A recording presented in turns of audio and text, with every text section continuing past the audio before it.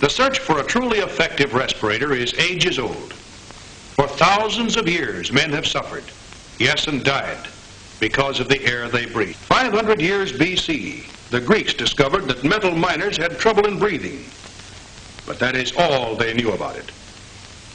Around the beginning of the Christian era, the Romans learned what caused the trouble: dust. So dye factory workers covered their faces with goat bladders, which enabled them to see a little and kept out the poisonous dust a little. Almost 1,650 years later, a Dutch physician examined the lungs of a stone cutter who had died of asthma. They were so clogged with dust, he said, it seemed as though they were made of sand, and men continued inhaling stone dust. 50 years later, an Italian doctor observed glass workers turning their covered faces away from the powders they were grinding. It didn't help.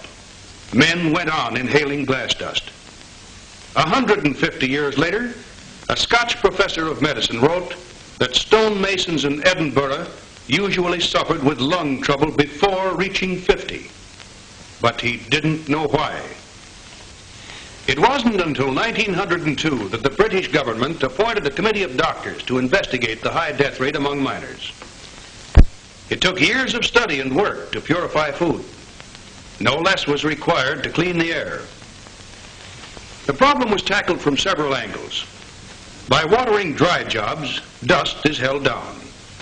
Exhaust hoods suck it away, and air conditioning not only cools but cleans the air.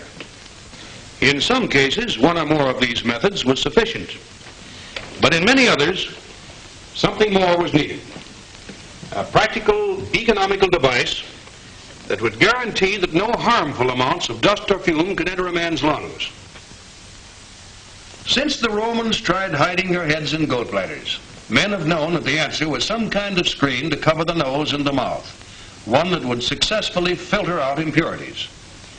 The difficulty lay in making a screen fine enough to trap the smallest particles, yet easy to breathe through and comfortable to wear.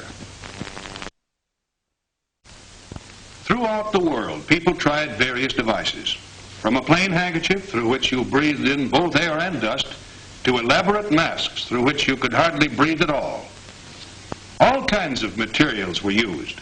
Gauzes, which kept out the big dust but let in the fine, harmful particles, woolen fabrics which warmed the face but didn't clean the air, and wet sponges which didn't even warm the face. It seemed as though we'd never be able to clean the air we breathed.